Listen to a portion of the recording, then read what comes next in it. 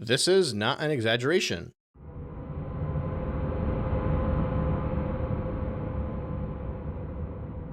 Last night, while I was working on the video that I uploaded this morning, I got a call from my brother who was trying to play Mario Party with my nephew, saying that the game sharing was not working and asking me if I knew what the deal was. Mind you, my brother and my nephew don't follow Nintendo news at all. They don't watch videos on it on YouTube, not even my own, nor do I expect them to. But they do play video games, and they know that I usually know what's going on when it comes to video games. Basically, at 11:32 p.m. last night, my brother sent me this screenshot. He indicated there was a new button on the home screen of the Switch, and told me that while he was trying to play Mario Party with my nephew, they couldn't play at the same time. Now, naturally, at that point, most people probably would have scrapped what they were working on and just chased the rage bait, but I figured I'd give it 24 hours. After all, this is Nintendo we're talking about. It could be very likely that they made a mistake and within a day or two they update it and fix things up. But there are certain sources floating around that people like Doug Bowser and Furukawa have actually been notified of these things, primarily because of an uproar from popular Twitter guys. And they have indicated that they would consider returning this feature. Alright, so there's a lot to unravel here, so let's kind of take it one step at a time. During the Switch 2 unveiling in the presentation, they talked about the virtual game cards. This would in effect allow you to remove games off of your console and put them on somebody else's console temporarily. Basically, just like in the past, we used to take our game cards and give it to somebody so they can play the game. Now it would be the same idea, except you're doing it digitally. But during the borrowing phase, you would not have access to it with the virtual game cards. Naturally, many people were put off by this because there is a game sharing feature available on the Nintendo Switch, and there are actually FAQ guidelines on how to follow it on Nintendo's website. So it's not like a shady workaround. This was something, I think, from back in 2019 where Nintendo was pushing it and saying, hey, this is a good way for you to share your games on multiple Switches. You log in on a different Switch, and more or less you'd be able to access that game from both Switches. I think the cap-off was 2. And you can actually play online together, because the idea is if multiple people in the same family wanted to game together without buying 2 copies of a game, they could. So naturally, when they showed off the virtual cards and they made things look all pretty, like it was a nice package and they were doing you a favor by letting you share your games with your friends, it was actually them marketing a worse version of what they already had. And not only that, they didn't really market that quote-unquote worse version because, of course, they wanted families to buy multiple copies of the same game. But that's besides the point. So there was actually a pretty quick backlash on this after the Direct. People questioned if they would still be able to do the old method, which was logging into multiple Switches so that you can effectively share the games that way. And Nintendo said that you would still be able to do the old method. Now that is the actual lie. Now maybe they meant you could still do the old method if you didn't upgrade your Switch, and that's why we crossed our fingers behind my back, so I actually am not lying to you. But it was implied to us that we would still be able to game share the way that we've always been game sharing, regardless of these virtual cards that are coming out. At worst, it was a withholding of truth, but I think it was a lie. And it clearly was not a mistake either, because now that it's been brought to their attention, they are thinking of reintroducing the feature. Because if it was a mistake, they would have said, yo, my bad, I know I told you guys you could still do the old thing, you can game share the way you were always game sharing, we included the virtual cards, we did an update, here's a 0.001 version of the update where we bring that feature back. But instead, they're basically like, you know what? Let's wait it out. Let's see how much of an uproar there is from the audience before we decide if we're going to reintroduce this feature. That's the way it reads out to me anyway, because why else would they not immediately at least pretend it was an accident? They are testing the waters. Just like they're testing the waters with everything for the Switch 2. They want to see if they can get away with the variable prices. They want to see if they can get away with the game key cards. They want to see what they can get away with. Now, luckily for me and whoever else uses this game feature, it's actually a feature that is being discussed online a lot more, and something that Nintendo doesn't have to cover their ears and ignore. So while in the past month, I felt like it was a hopeless uphill battle to try to boycott Nintendo and get them to change certain practices, knowing fully well that realistically speaking, they won't do anything, but I'm gonna try anyway. In today's case, I feel like I have an obligation to make this video and create some kind of uproar about Nintendo lying to us, because otherwise, I might be paying for 2 games instead of 1. Because this does not only affect the Nintendo Switch 2, this affects the current Nintendo Switches that I own. The current Nintendo Switches that my family owns. Last night, a game night was ruined. A nephew of mine did not get to play online with the family because a feature that had been working on his Nintendo Switch for 2 or 3 years stopped working. Do any of you have any idea how difficult it is to coordinate a time where 4 people can go online and play Mario Party together in this busy world that we live in? Because I'm guessing you do. So last night was an actual kick in the thigh from Nintendo. Basically, screw you and whatever you think you get to play, buy another copy of Jamboree. That's what they're saying to us. No, I'm sorry. You're trying to screw me out of buying the Nintendo Switch 2, that is one thing, but when I have the Nintendo Switch in my hand, and I have features that have been working on the Nintendo Switch since I bought that Nintendo Switch, or at the very least, since you introduced those features to me, you cannot simply just take them away from me like that. Well, at least without expecting me to call you out on it. So hopefully this pot gets stirred and within a day or two they can fix it, and then waves and waves of people can come in and say how I'm spreading misinformation because clearly Nintendo still allows you to do it the old way. Now, despite that, this is not actually the worst thing to come out of this.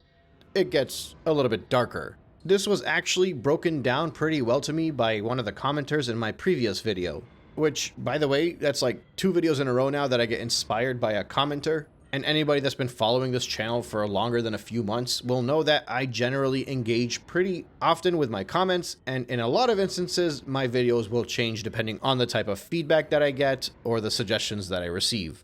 So this isn't exactly something new for me. I do appreciate it. I love when people comment, even if they disagree with me. It's at least a chance to get some actual feedback on what I'm putting out, and hopefully to give people a chance to question me or call me out to see if I can defend myself or say that I was wrong. Anyway, besides the point. On the Switch 1, you own all of your media. Your digital games are yours forever unless that Switch 1 craps out. And clearly, we're moving towards some kind of future where Nintendo will no longer allow you to have your game on multiple Switches. Instead, you'll be required to do virtual game shares, which are locked into accounts sharing the same internet access, the same internet connection. Which basically means instead of taking your account and putting it onto multiple devices and downloading the entire libraries on there forever, you're basically going to be migrating them into a dedicated cloud server for the Switch 2. Or you'll be sharing games from your console to another by removing them off of your own system to share onto others. Basically, you're going to be putting a time lock on your own device and a rented time slot on the person you're giving it to. So this is obviously a system to control multiple devices sharing, because if you were actually in the same house, sharing the same Wi-Fi, why would this be needed when someone can just log into my account and play it that way?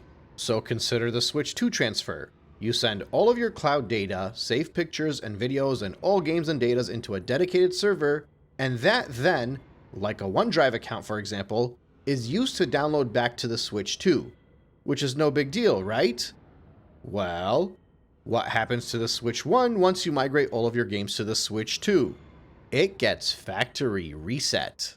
So you would own multiple devices, you own the digital games, but you can't install those games on multiple devices, even if you own both Switch variants. And seemingly not many people have caught on to this.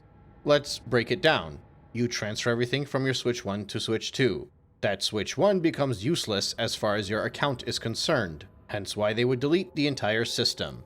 This isn't like when you used to go horizontally from a Switch to another Switch. This is an upgrade. Your data is no longer Switch 1 data, it is now Switch 2 data. Your account is a Switch 2 account. There is no downgrade route from the Switch 2 to the Switch 1. Why is the factory reset a feature? Why do you need to erase your entire device? It seems like a huge overreach. Because let's say I might want to migrate my games back from the Switch 2. But no, you can't. It only goes one way. Because the terms and the services that you agreed to on the Switch 1 when you got all of your games and pushed them to the Switch 2 will make it so that you no longer have any of those games that you had just moved on. This is part of the reason why they moved the cloud storage saves from Breath of the Wild and Tears of the Kingdom. So you'll have to move all of your data with you. That way, even if you own a physical copy of Breath of the Wild and Tears of the Kingdom, and you want to use that physical copy on your Switch 1, all of your data for that game is now on the Switch 2.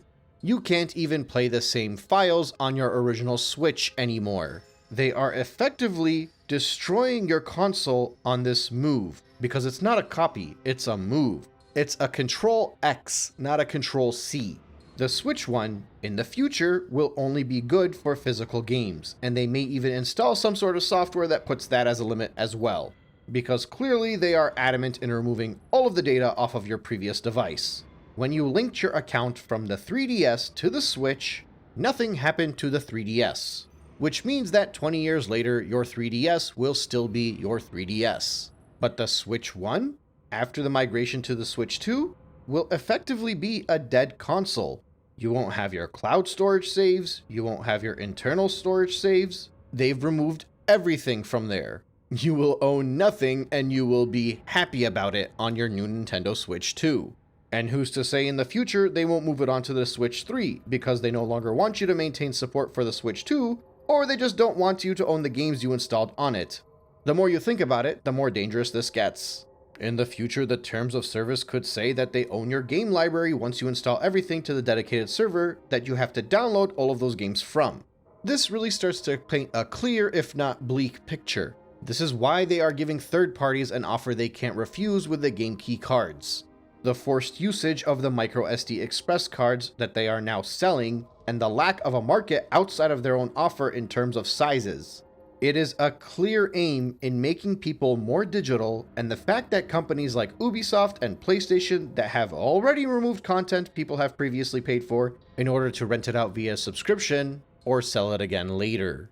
This is no longer a what-if situation. This is happening. Just look at the Switch 2. It's similar to the PlayStation 5. It has nearly no launch titles and no title backlog. It is an open market where all of the companies are selling their old games but for full price. They're making it seem like this whole thing is backwards compatibility to give you more games to play, but you'd think maybe they had a few more original games ready to go for launch, considering it's been 8 years since the previous Switch. And not to mention, one of the biggest selling points for the Switch, so much so that it took up a sizable portion of the previous Direct, was upgrading your old games for a price.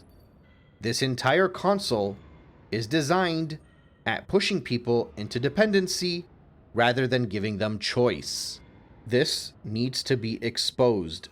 This is legitimately an attack on gamers and their ownership, and it's done while hidden in the shadows. We thought Nintendo had ninja lawyers. Nah, this is the real ninja stuff here. To finish a transfer by turning your old device into its factory settings? Why else would they do that? Those of you that thought to yourself, hey, I'll transfer all my stuff over to the Switch 2, and then my kids will have my old Switch with all the games that are already on it. Nope, that's not going to be the case. I mean, sure, they'll be able to put on a new account on there, and you'll have to lend them a virtual card every now and then whenever they want to play, but you won't be able to play that game while they're playing it. And you'll have to do it on a game-by-game basis. You can't just give them a full Switch with 8 years of games already on it ready to be played. What sort of transfer would ever need to factory reset the settings on the previous device? It's only done when someone doesn't want you to have your own freedom of choice, and they want to narrow down your control and ownage of your own content. Otherwise, why would they do it? This is very dangerous for game preservation. I don't think we technically know for sure if they won't let us transfer the stuff from the Switch 2 back to the Switch 1, but there is a clear assumption here that you won't be able to, because why else would they erase all of the data on the old console if all that you're doing is putting your stuff into a cloud storage server? I would highly recommend that any of you that are planning on keeping your Switch 1 to turn the Wi-Fi off on that thing and do not update it anymore. Because last night, they took away your ability to game share. Tomorrow, they could take away your games. I am frequently mentioning on this channel how much I love my Wii U and my 3DS. If I'm not smart about how I enter this next generation with the Switch 2, there's a very good chance I will not be talking about how much I still love my Switch 1. Because even though I prefer physical games and I buy them whenever they're available as much as I can, I have a digital library, and I'm a physical gamer. So I can only imagine what's going to happen to all of you that are exclusively digital. Your Switch 1 will not be able to access those games that you moved over to your Switch 2. Effectively meaning you have a useless Switch unless you're planning on going out there and buying a crap ton of physical Switch 1 games. And even if you don't intend on keeping the Switch 1, even let's say in a hypothetical scenario here, you plan on upgrading everything to the Switch 2 and selling your old console and getting rid of it. Well, keep in mind, if this situation gets any worse, and there's no reason to believe that it won't, and you decided to go back and get another Switch 1, because you feel like Nintendo is just really kicking you here with the Switch 2. Well, at that point in time when you go back to the Switch 1, you're starting over. So I can't recommend this enough. And I can't guarantee that this will be safe because they might find a way to screw with it later too. But even if you do intend on getting rid of your Switch 1, make a new account for your Switch 2. Because at that point, when you do decide to go back to the Switch 1, you might still be able to access all of your files and games. So no matter what angle you look at this from, this whole backwards compatibility feature is not a feature at all. If you're getting a Switch 2, assume that it won't play your old stuff. Start fresh. And for goodness sake, put your old Switch in airplane mode before it's too late. I'll catch you guys on the next one.